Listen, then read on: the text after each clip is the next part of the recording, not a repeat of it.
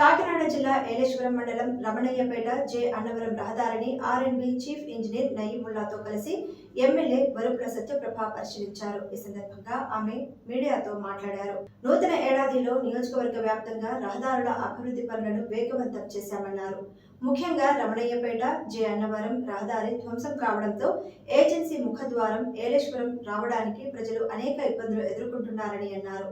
రహదారి పునర్నిర్మాణ పనులు వేగవంతం చేసి సమస్యను పరిష్కరించాలని అధికారులను కోరుతున్నామన్నారు. గత వైసీపీ ప్రభుత్వం నిర్లక్ష్యం కారణంగానే రోడ్లు ఈ స్థాయిలో ధ్వంసమయ్యాయని సత్యప్రభ అన్నారు. ఈ కార్యక్రమంలో ఎన్డీఏ శ్రేణులు పెద్ద సంఖ్యలో పాల్గొన్నారు. వైసీపీ ప్రభుత్వం ఎటువంటి రాష్ట్రంలో ఎక్కడా కూడా అభివృద్ధి అన్నది ఎక్కడా కూడా చేపట్టలేకపోయింది. ఇక రహదారుల పరిస్థితి అయితే రాష్ట్రంలో ఎంత అధ్వానంగా ఉందో మనందరికీ తెలుసు. మా నియోజకవర్గం ప్రతిపాటి నియోజకవర్గంలో అయితే రహదారులు అన్నవి నియోజకవర్గం అంతా కూడా రహదారులు మరీ దారుణంగా తయారైంది. గత 5 ఏళ్లలో కూడా ఎక్కడా కూడా రోడ్లపైన ఇంత తట్టడి మట్టి వేసిన పాపాన్ని పోలేదు వాళ్ళు.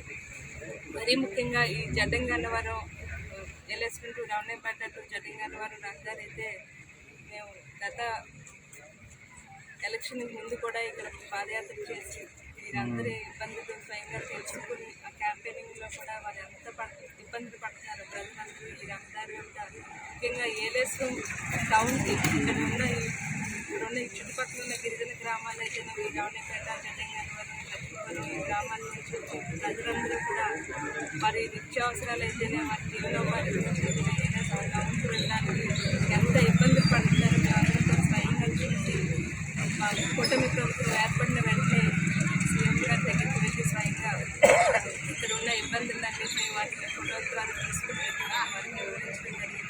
మరి చాలా స్పందించి ఖచ్చితంగా దీని వెనుక ఉన్న సమస్య ఏంటి, రహదారి ఏదైతే వాటి సమస్యలు స్పందించి వెంటనే అనుకూలంగా నాకు స్పందించి నేను వెంటనే తీసుకెళ్తాను కాబట్టి వారి ఈఎన్సీ వారి అధికారులతో మాట్లాడి కాంట్రాక్ట్ ఎప్పుడైనా ఇబ్బందులు ఏంటి అని కూడా మాట్లాడడం జరిగింది. వాటి కాంట్రాక్టులతో మాట్లాడి గత ప్రభుత్వంలో కాంట్రాక్టులు ఎంత ఇబ్బంది పెట్టారో వాళ్ళకి కావాల్సిన బిల్లులు కొంచెం కూడా ఇవ్వకపోవడం వల్ల వాళ్ళందరూ కూడా వీటిని ఇలా ఆపరేయడం జరిగింది.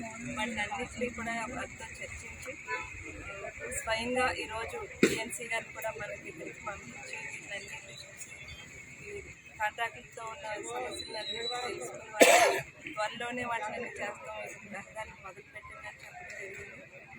ఈరోజు స్వయంగా మన దగ్గరికి ఈఎన్సీ గారు పంపించి వాళ్ళు రమ్మని చెప్తే ఇక్కడ రహదారిని కూడా చూసేది వారు కూడా ఈ రహదారి పరిస్థితి అంతా తెలుసుకుని ఇక్కడ మన